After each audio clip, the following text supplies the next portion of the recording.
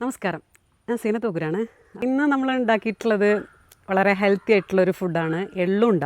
ഇപ്പോൾ എള്ള് മാത്രമല്ല കേട്ടോ, ഇതിൽ ചെറുപയറും നിലക്കടല, പൊട്ടുകടല ഇതെല്ലാം കൂടിയിട്ടുള്ള ഒരു അടിപൊളി ഹെൽത്തി ഫുഡാണ്. എള്ളാണ് നമുക്ക് അത്യാവശ്യമായിട്ട് വേണ്ടത്. അയൺ കണ്ടൻറ്റ് അടങ്ങിയിട്ടുള്ളത് കൊണ്ട് പ്രത്യേകിച്ച് സ്ത്രീകൾക്ക്, എല്ലാവർക്കും, കുട്ടികൾക്കും പ്രായമായവർക്കൊക്കെ നമ്മളെ പരമ്പരാഗതമായിട്ട് ഉണ്ടാക്കിയിരുന്ന ഒരു ഹെൽത്തി ഫുഡാണ്.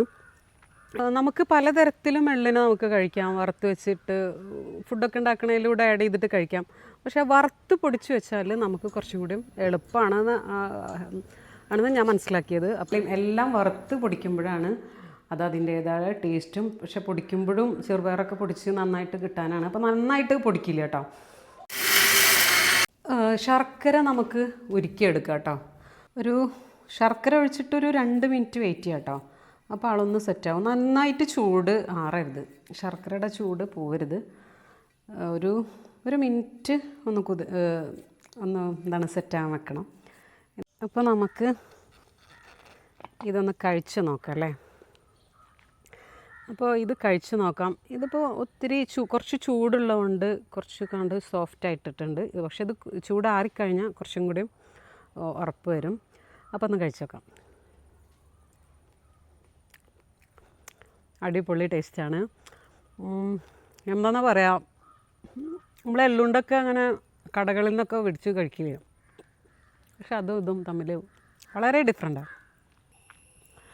ഇവിടെ ഇക്കാക്ക് ഭയങ്കര ഇഷ്ടമാണ്. അപ്പോൾ ഞാൻ ഇങ്ങനെ പുറത്തൊക്കെ പോകുന്ന സമയത്ത് ഇക്കാക്ക് ഞാൻ ഉണ്ടാക്കി വെക്കുന്ന ഒരു ഫുഡ് ആൾക്ക് ഇഷ്ടമാണ്. ഞാൻ എവിടെയെങ്കിലും പോകുമ്പോൾ 2 ദിവസമൊക്കെ മാറി നിൽക്കുന്നത് ഇക്ക എന്താ ഉണ്ടാക്കി വെക്കേണ്ടത് വെച്ചാൽ ആൾ നിർദ്ദേശിക്കുന്ന ഒന്നാണ് എള്ളുണ്ട ഉണ്ടാക്കി വെക്കണം എന്ന് പറയും. അപ്പോൾ എല്ലാവരും ഉണ്ടാക്കണം. നമ്മൾ നല്ലൊരു ആർക്കും നല്ലൊരു ആരോഗ്യം നമ്മൾ ആരാണ് ആഗ്രഹിക്കാത്തത്. അപ്പോൾ അങ്ങനത്തെ ആളുകൾ, പ്രത്യേകിച്ച് സ്ത്രീകൾ, ഈ എള്ളടങ്ങിയിട്ടുള്ള ഫുഡുകൾ ഡെയിലി കഴിക്കണം എന്ന് പറയാം. ഒരുപാട് ഗുണങ്ങളുണ്ട്. സെർച്ച് ചെയ്താൽ ഞാൻ കുറേ പറഞ്ഞ് നിങ്ങളെ ബോറടിപ്പിക്കുന്നില്ല. നിങ്ങളൊന്ന് ഇതുണ്ടാക്കുന്ന സമയത്ത് അതിലൊക്കെ ഒന്ന് സെർച്ച് ചെയ്താൽ മനസ്സിലാക്കും. ഇതിൽ ഞാൻ അണ്ടിപ്പരിപ്പ്, അതോടെ ബദാം, മില്ലറ്റ്സ് ഇല്ലേ, ഈ ചെറുധാന്യങ്ങൾ, യവം, ചാമാത്തിന, ഇതൊക്കെ ആഡ് ചെയ്യാറുണ്ട്.